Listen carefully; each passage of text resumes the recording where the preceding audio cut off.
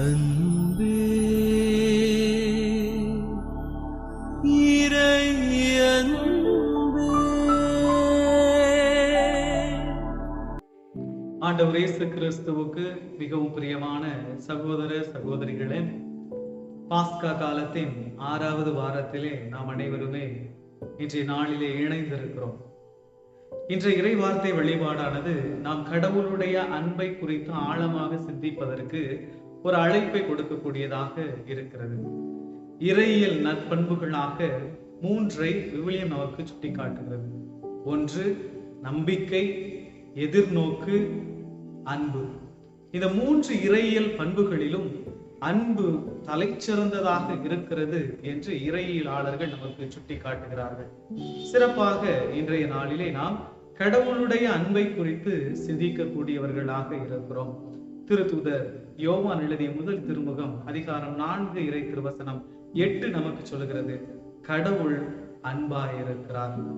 அன்பாயிருக்கக்கூடிய அந்த கடவுள் இந்த உலகை அளவு கடந்த விதமாக அன்பு செய்கிறார்.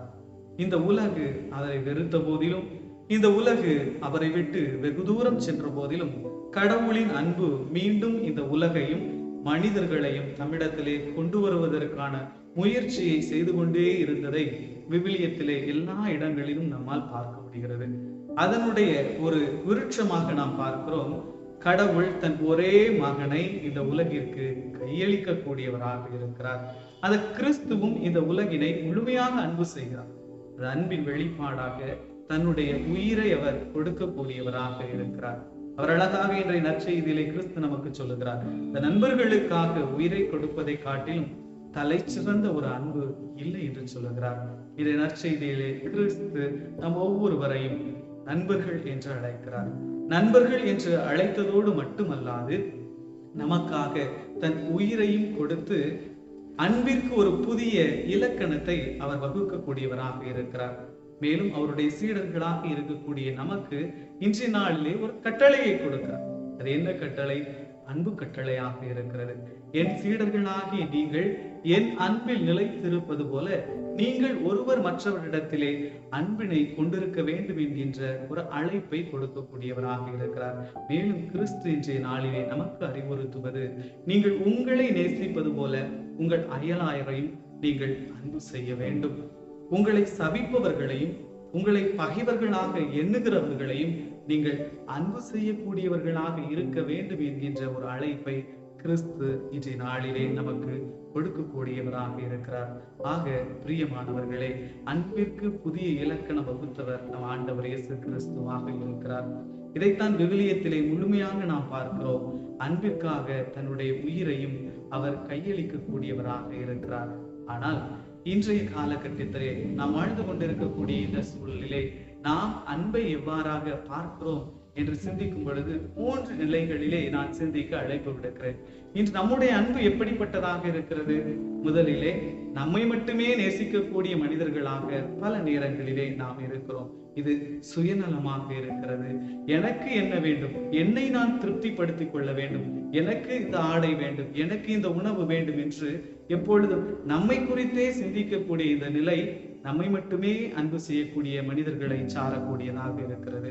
2வது மனிதர்கள் எப்படிப்பட்டவர்கள் என்று பார்க்கும் பொழுது, தனக்கென ஒரு வட்டத்தை வகுத்து கொண்டு அதில் இருக்கக்கூடியவர்களை மட்டுமே அன்பு செய்யக்கூடிய மனிதர்களையும் நம்மால் பார்க்க முடிகிறது.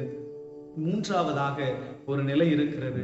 அது எல்லாவற்றிற்கும் ஒருபடி மேலாக சென்று தனக்கு தெரியாதவர்களை அன்பு செய்யக்கூடிய மனிதர்களை இன்றைய நாளிலே, இன்றைய காலகட்டத்திலே நாம் பார்க்கக்கூடியவர்களாக இருக்கிறோம்.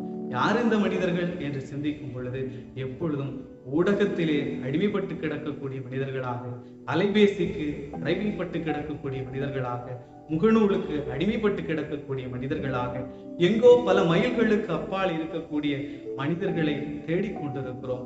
அவர்களிடத்திலிருந்து ஒரு குறுஞ்செய்தி வராதா என்று எப்பொழுதும் காத்திருக்கக்கூடியவர்களாக இருக்கிறோம். ஆனால் அருகில் நம்மோடு இருக்கக்கூடிய நம்முடைய பெற்றோரோடும் சகோதர சகோதரிகளோடும் வயது முதிர்ந்த நம்முடைய உறவுகளோடும் நேரத்தை காலத்தை செலவழிப்பதற்கு, நம்முடைய அன்பை கொடுப்பதற்கு, நம்முடைய உறவினை வலுப்படுத்துவதற்கு நாம் தயாராக இருந்து கொண்டிருக்கிறோமா?